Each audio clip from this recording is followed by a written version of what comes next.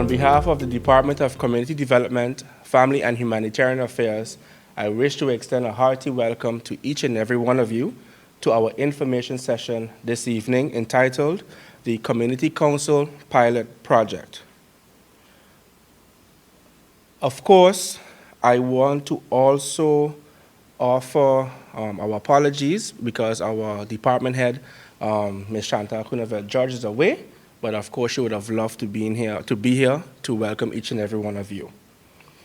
Now, without further ado, I would like to invite the Honorable Minister of Public Health, Social Development, and Labor Affairs to offer his brief opening remarks. Please help me welcome the Minister.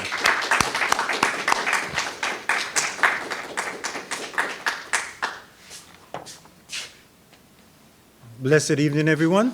Good evening. First of all, I would like to commend the staff of Community Development, Family and Humanitarian Affairs for this successful rollout of the Community Council Pilot Project. This is actually the second one. Even more importantly, I would want to recognize and applaud you, the dedicated Community Council members from the different districts who have decided to step up and participate. Give yourself a round of applause.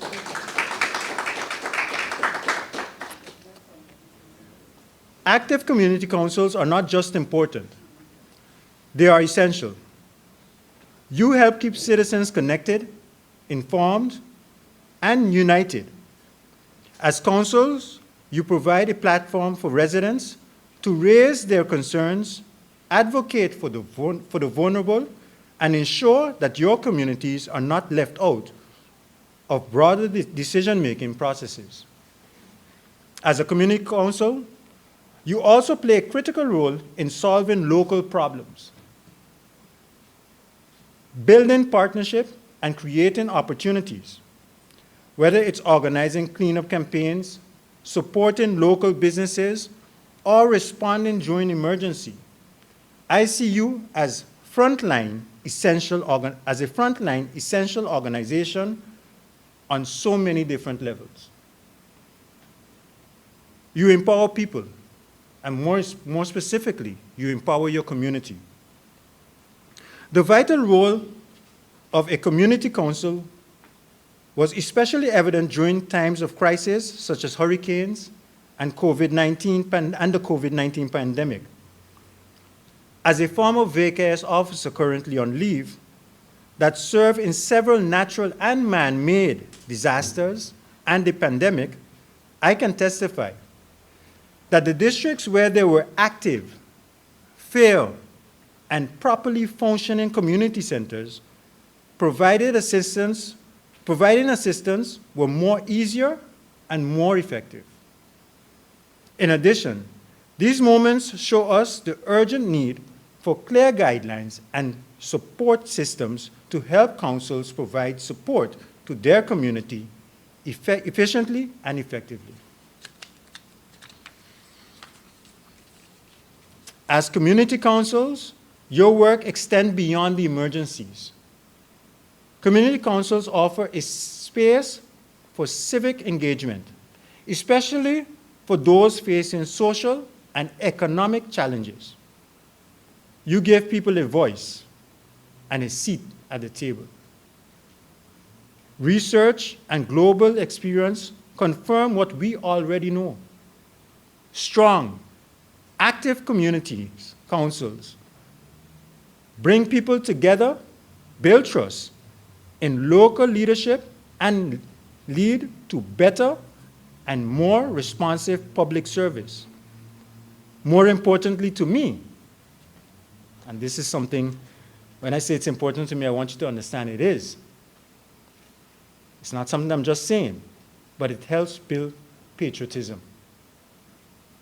It helps build patriotism, something that I believe that we have lost, but it's not too late for us to get it back.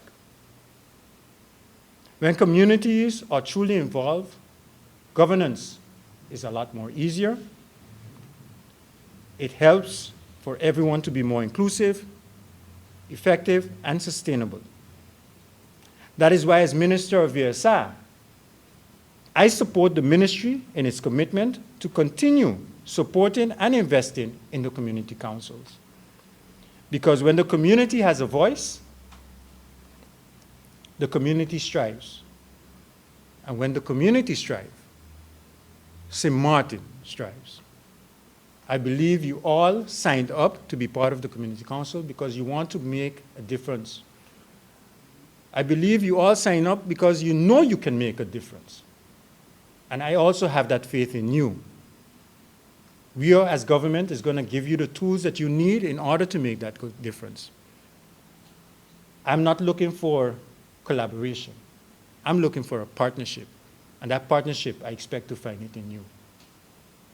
Ladies and gentlemen, thank you very much once again for coming and participating in this project. And I look forward to seeing all of you being successful at the end of the project, and that you would also continue to share what you have learned and not only keep it within your council, but again, the community council is just what the name says. It's for the community. One community at a time. We are going to make St. Martin a better place for all persons residing in this country. So thank you for your contribution, your dedication, and your commitment to this community council. May God continue to bless us all.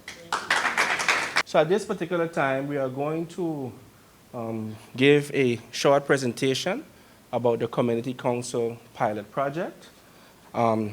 So let's begin.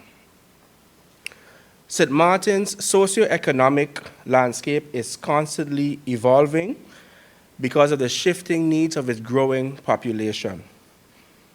The signs of the times suggest that every sector in our society, namely government, the private sector, and the NGO sector, are required to play a vital and proactive role to address the needs of its most vulnerable citizens. This, as you can imagine, requires resources, but most of all, it means that we have to embrace a culture of continuous learning in order to effectively deliver services, programs, and interventions to people that need it most. So, to be clear, for any organization to remain effective, it must embrace a mindset of continuous learning. Do you agree? Do you agree? Yes. Sound good. Ladies and gentlemen, the Department of Community Development, Family and Humanitarian Affairs recognizes and applauds the salient contributions of community councils as well as community-minded organizations and persons. And it is for this reason that we always strive to empower our partners to be effective in the delivery of vital programs and services. This is one of the reasons why the Community Council pilot project came into existence, to achieve that very goal.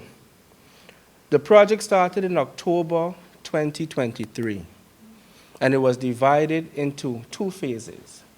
The first phase was about gathering data, having structured interviews with community councils and representatives to get an idea of their needs, where it hurts, and their aspirations. And as a result of this research, we were able to develop the program now before you. So in better words, this pilot project was informed by the target group. It was designed in collaboration or in partnership with the target group, because if the idea is to assist community councils and community-minded persons, of course we have to listen to them and then respond and then deliver to assist you to excel in your responsibilities. Is that correct? Excellent, excellent. So today marks the second cohort, and as you are aware, it will be divided into several segments, but we'll get into that. All right, so the objectives. So, of course, the objectives of the, I touched upon that, and I had to mention also that out of the 4 councils that completed, 2 out of the 4 councils completed the cycle the last time. But this year, we are extremely confident that everyone that registered will successfully complete this training. You don't look convinced at all. Huh? You don't look convinced at all. Because we have to do this together. The more persons, the more organizations that are able to successfully complete this program, right, is the more chance we have in order to attain those very ambitious goals that was just announced by the minister. All right? So as they would say, to whom much is given, I don't believe, I can do better than that. Much is required. Thank you very much. So the objectives are as follows: to build capacity, to empower community councils, to provide trainings, assist with the establishment of the NGO or the community council, collaborate on people-driven initiatives, and of course, I may add, to strengthen the relationship between the ministry, between the Department of Community Development and your organization, which is so extremely vital. Next slide, please. Yes. So the master trainings, as you are aware, consists of 6 master classes, right? And within this segment, I'll also ask the facilitators, a number of whom are here with us this evening. And once I've given the overview, I will also ask them, invite them to the podium, just to give a short synopsis of their module, and then after we'll proceed further. So we have leadership and interpersonal skills. That will be 5 sessions, and that will be delivered by Mr. Nigel Schultz, which is here with us this evening. I'll invite you just now, right? And then we'll be having program management, and that will be done by Mr. Lenworth Wilson. Mr. Lenworth Wilson, there you go, all right. And of course, we'll also be having a session on effective meeting minutes, followed by the ABCs. The effective minute meetings will be done by, of course, Mr. Lenworth Wilson again. And we have the ABCs of restarting a community council, and that will be done by Mr. Cresberg Brown and his colleague of the Dutch Quarter Community Council.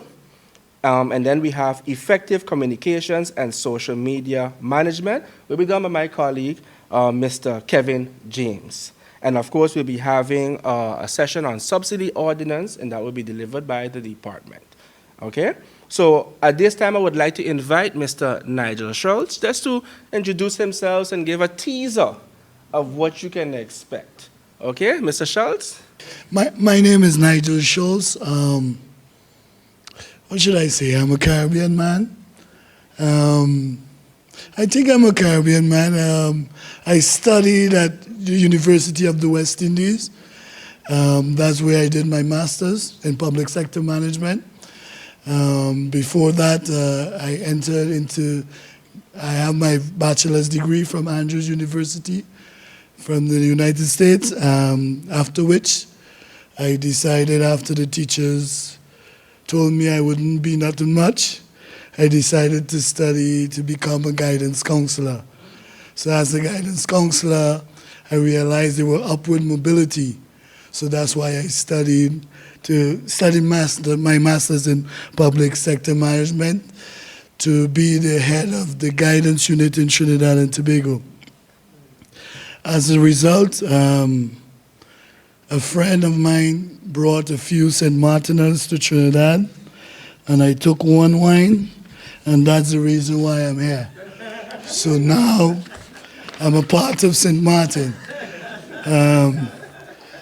Then a few months after, Dr. J interviewed me for a social worker job, and he immediately hired me.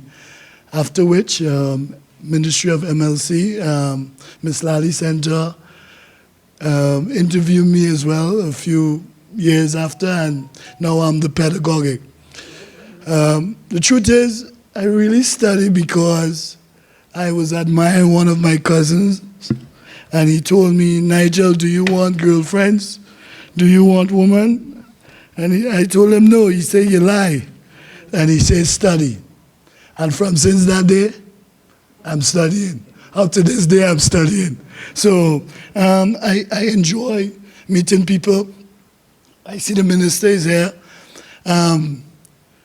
I'm a very simple guy, and I didn't know that until I realized when you study more, that's when you're supposed to get simpler.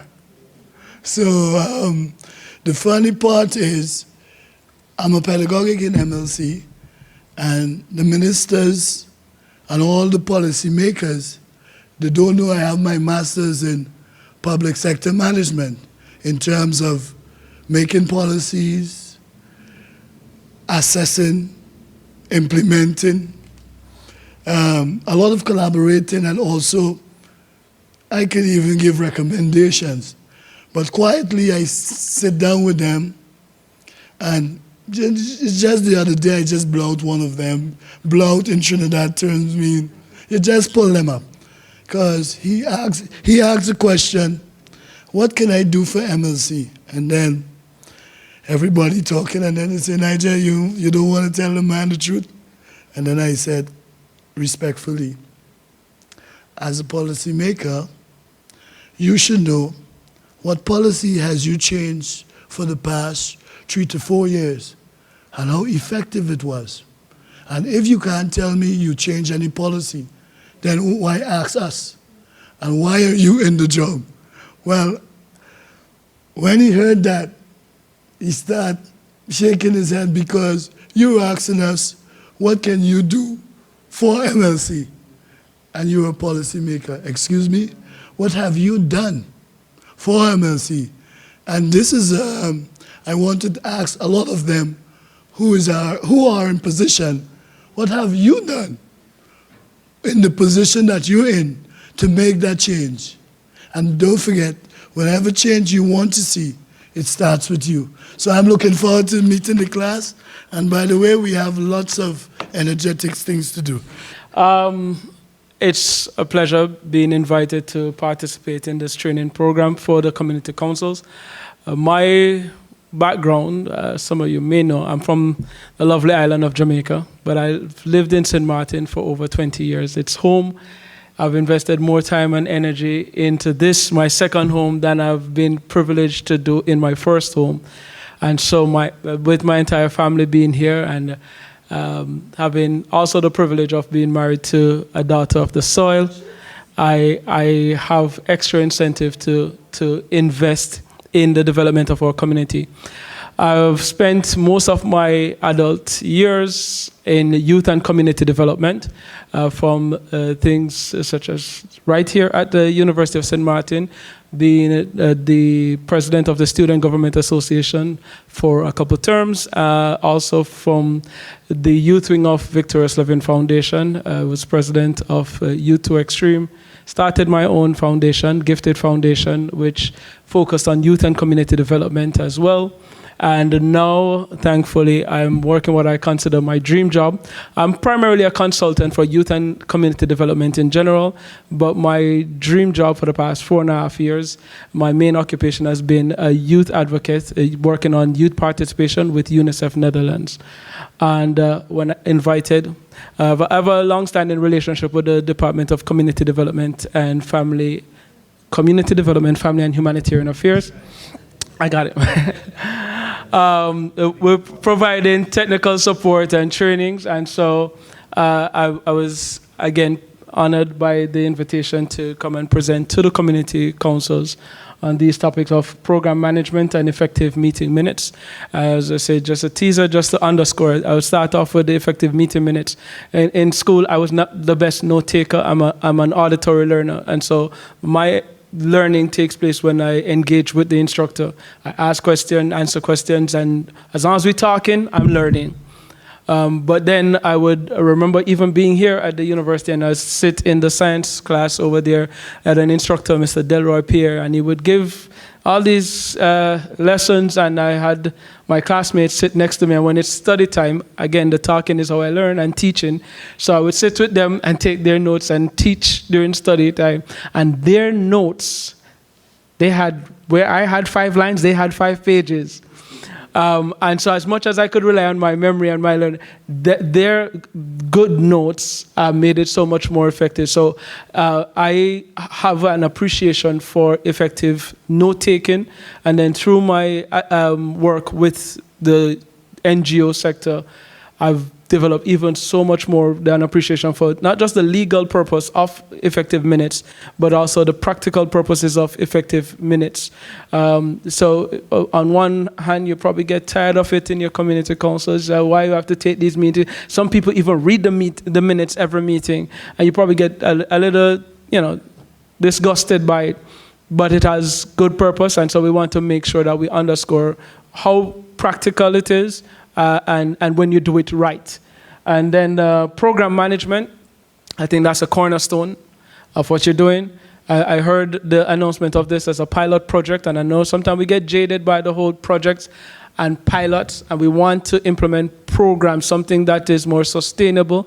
But if you're going to implement programs, if you're going to come up with your visions and your ideas and execute them for the long term, the management of those programs, having the right skill set, the people in the right places is essential. Having the right preview of all the logistics that should be in place. So we'll get into those in as concise a way as possible, but making it effective. So I look forward to meeting with you for those trainings. Hope everybody knows who I am. My name is Cresberg Brown, and I represent the Community Council of Dutch Quarter. We started from the bottom, now we here. It is a pleasure to be here this evening, and just to give a small elucidation of what you think you're getting yourself into. Have you ever done something for maybe your kids, your mom, or your dad, and it wasn't good enough? Anybody ever had that feeling? All right. The job which you're going to undertake right now, you will have that feeling. I ain't gonna sugarcoat it, I ain't gonna lie, and I ain't gonna sell you a dream. No matter what you do, even though it's great, it's not enough. You will get cursed. They're going to tell you about you, things you didn't know. They're going to say, oh, you never call them. Although a flyer was delivered in their mailbox, or they saw it when they was driving, they feel like you need to do so. Hello, good evening, how are you doing? Listen, we have a meeting tonight. You need to call. They want it up close and personal. And if that does not happen, regardless if the meeting was super effective, to them, it wasn't no good. Welcome to the body of community work. But here's the good thing. Don't be deterred. Don't feel no way. Myself, secretary/treasurer, we go through this all the time. We get messages, we get emails, but what is our goal? Our goal is bringing social cohesion in a community that doesn't even know what that is. We want to bring back what we had before. I'll give you a good example. Back in the day, they didn't have WhatsApp, telephone, had none of those things. But before you reach home, the neighbor already tell your mother what happened halfway across the island, that they saw you. I don't know if they used a pigeon. I don't know. But as soon as you do so, I'll tell you, don't go there. Whoa, ho, ho, ho. That type of community is what we need to bring back. And when I get the opportunity a little later, I will elucidate more. Or should I do it now? I don't know. Because we have a whole presentation. Okay. Sherry, come on up. Let's do it. Let's be a little interactive. Because it's going to be fun. So let me introduce my role. I am currently the president of the Dutch Quarter Community Council, and this is? Okay. My name is Sherlyn Warrington. You can call me Sherry for short, because some people find it very difficult. Yes. So I was a teacher. I had my bachelor's in special education. I just did that. You know, when your grandmother is a principal, she wants all her children to go through the education route. So that was our household. But I always loved nursing. So I'm an RN at SMMC on the OB ward. I love children. And eventually my goal is to, well, it's in the progress to have my education in nursing, where I will teach others how to take care. You have to love my job. You have to love people to take care of people, okay? Just a little synopsis. My parents are Dominican. You can hear it in my accent, but I'm from here, okay? Yeah, you can hear a little twang here and there, okay? And from Dutch Quarter, love my home, okay? Next slide. This is Kresberg, you know him. Yeah. He's the president.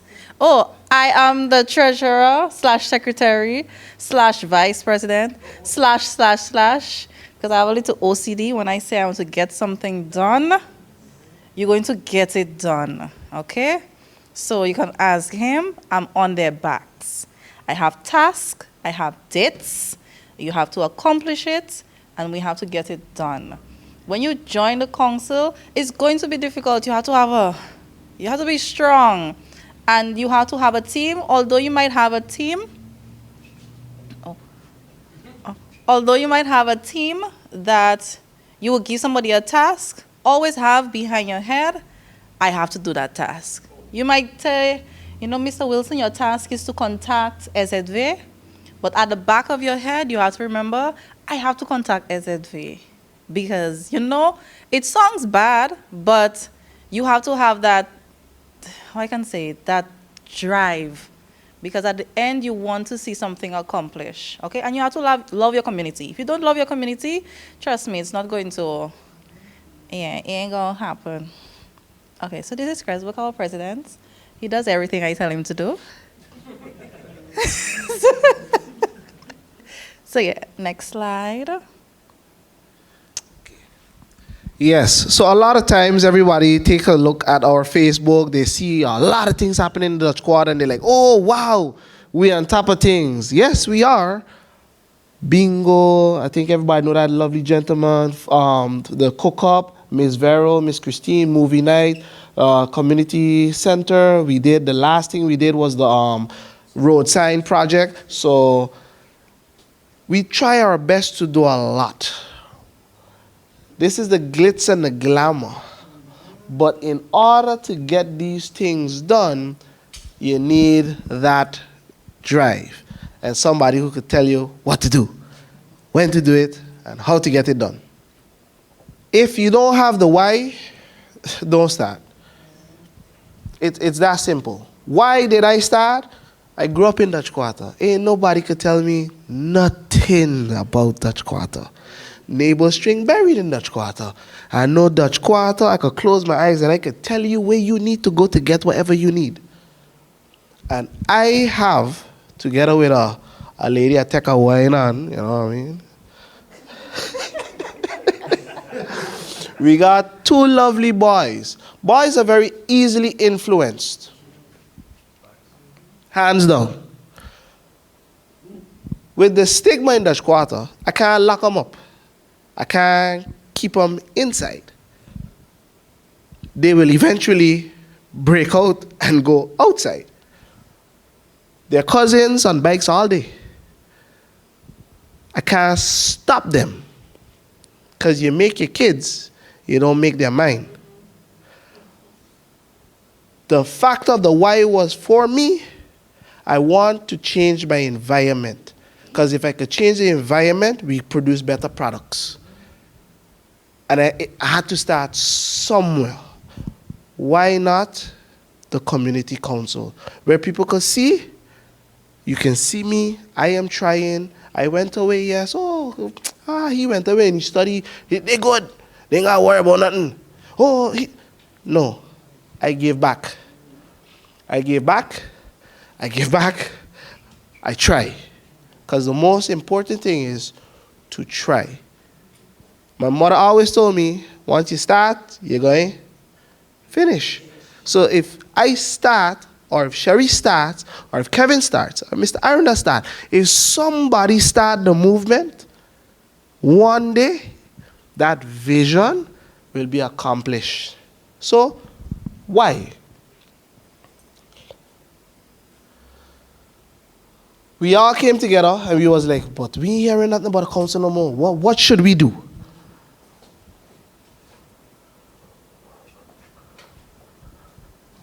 What should we do? So, one of the main things that I said earlier is bringing about social cohesion in Dutch Quarter. Because a lot of people already don't understand the getting along, the working together, the cooperation, the togetherness, and the unity that the community council brings within a community. They don't see it, they don't get it yet. Next slide.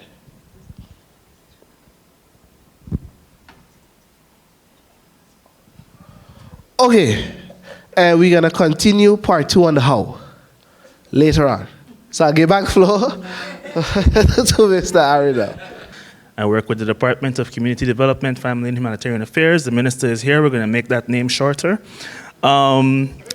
So before doing this work, my background was actually in communications. I did my bachelor's in communications in the Netherlands, and I worked in the field in the private sector for about 5 years.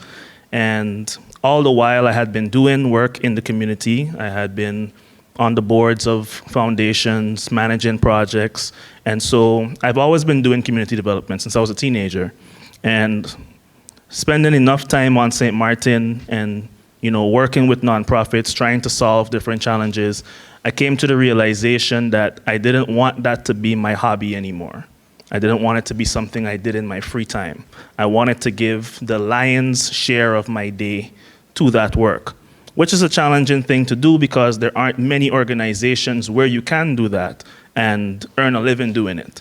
A lot of persons sacrifice their time, they volunteer, they give time and money they don't have because they care. And so I consider myself extremely privileged to be a part of a dynamic department like CDFHA, where we can show you the impact, not just talk about it.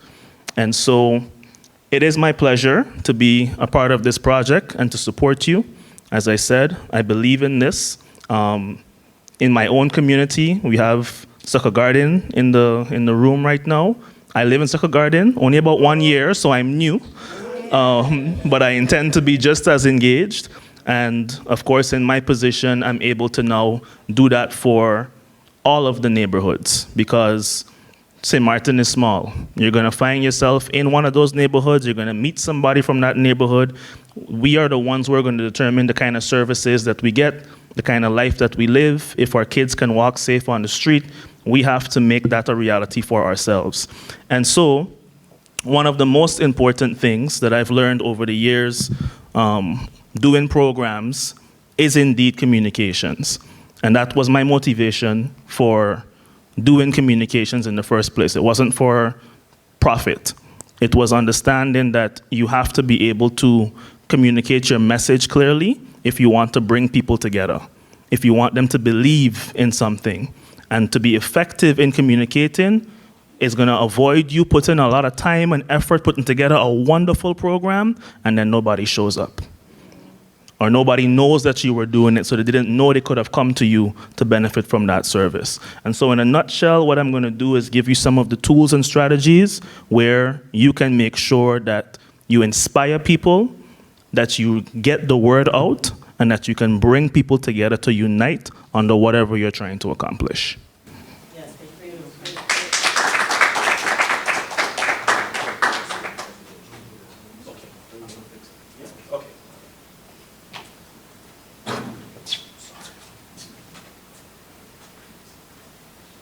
I am sure that you are impressed with our facilitators thus far.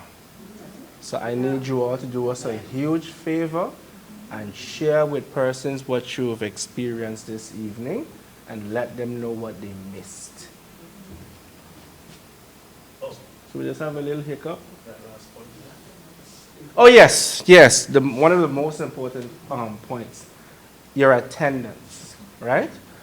We are asking, encouraging you to attend 100% of the classes, of course. And this is especially important for those who may be approaching the ministry, the department, for assistance, whether it is in the form of support, in the form of financial assistance. It is mandatory that you attend all of the sessions. But for those of you who happen to attend 80%, it's good enough to receive a certificate of participation.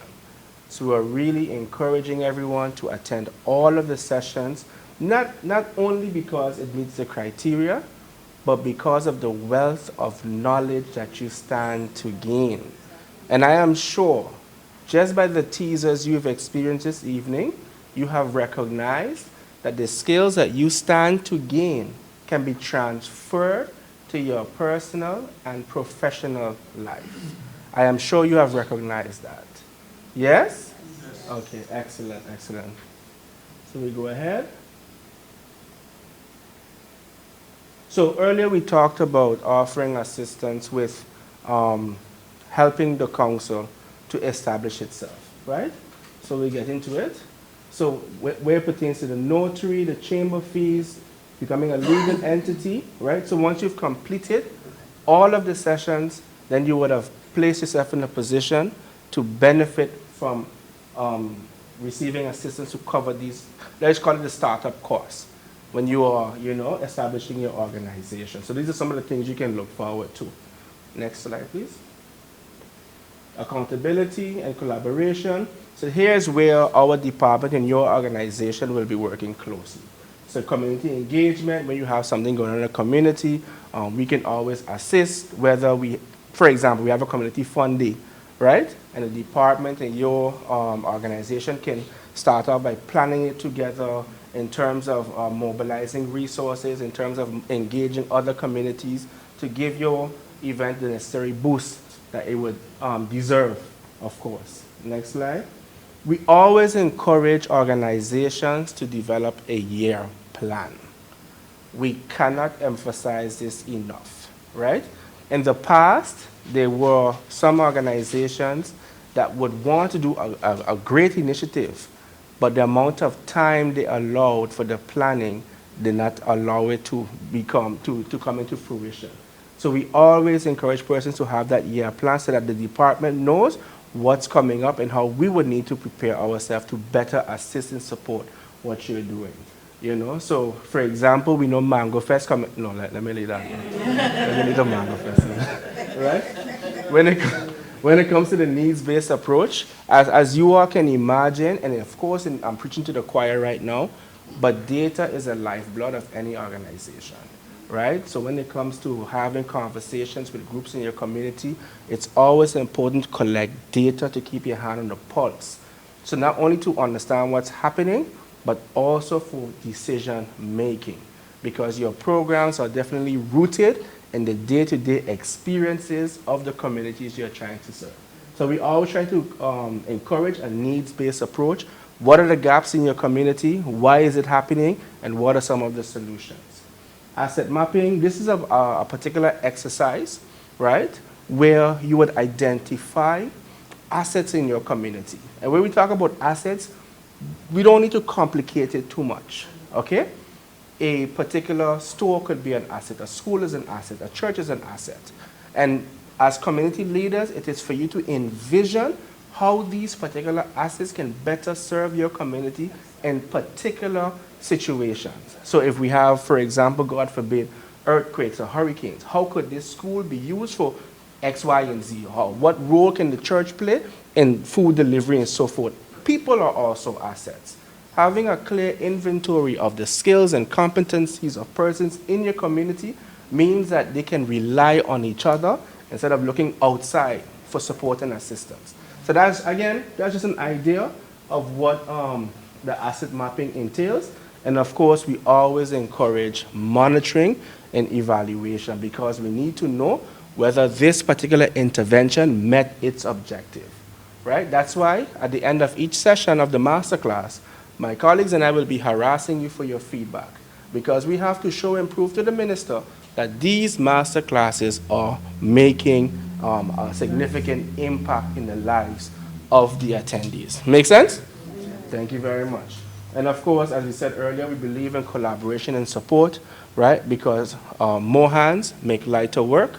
And of course, if we take it to a deeper level, we understand that on St. Martin, we love to assist. Sometimes we go above and beyond to do work. As community councils, you are not only leaders in your community, sometimes you are the social worker, sometimes you are the father or mother figure, sometimes you are the godfather.